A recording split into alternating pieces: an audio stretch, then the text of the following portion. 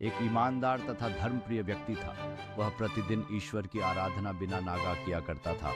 इससे उसे नैतिक व मानसिक बल प्राप्त होता था। वह अक्सर कहा करता था कि ईश्वर जो कुछ भी करता है मनुष्य के भले के लिए ही करता है। कभी कभी हमें ऐसा लगता है कि ईश्वर हम पर कृपा दृष्टि नहीं रखता, लेकिन ऐसा होता नहीं। कभी कभी तो उसके वरदान को भी लोग शाप समझने की भूल कर बैठते हैं। वह हमको थोड़ी पीड़ा इसलिए देता है ताकि बड़ी पीड़ा से बच सके। एक दरबारी को बीरबल की ऐसी बातें पसंद न आती थी। एक दिन वही दरबारी दरबार में बीरबल को संबोधित करता हुआ बोला, देखो, ईश्वर ने मेरे साथ क्या किया। कल शाम को जब मैं जानवरों के लिए चारा काट रहा था तो अचानक मेरी छोटी उंगली कट गई। क्या अब भी तुम यही कहोगे कि ईश्वर ने मेरे लिए यह अच्छा किया है? कुछ देर चुप रहने के बाद बोला, बीरबल, मेरा अब भी यही विश्वास है, क्योंकि ईश्वर जो कुछ भी करता है मनुष्य के भले के लिए ही करता है। सुनकर वह दरबारी नाराज हो गया कि मेरी तो उंगली कट गई और बीरबल को इसमें भी अच्छाई नजर आ रही है। मेरी पीड़ा तो जैसे कुछ भी नहीं।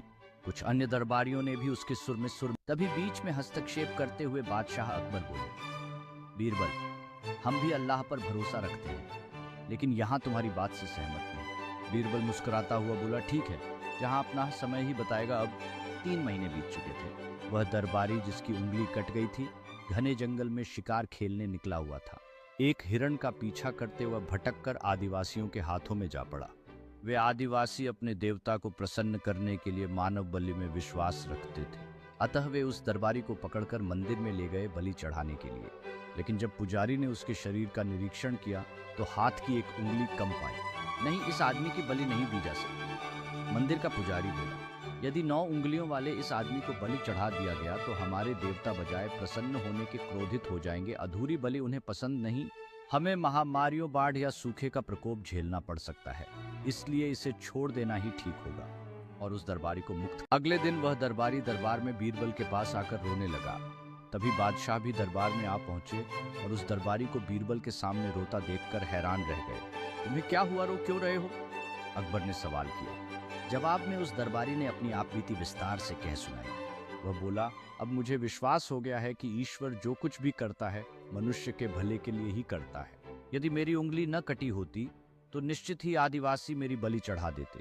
इसीलिए मैं रो रहा हूं, लेकिन ये आंसू खुशी के हैं। मैं खुश हूं क्योंकि मैं जिंदा हूं। बीरबल के ईश्वर पर विश्वास को संदेह की दृष्टि से देखना मेरी भूल थी।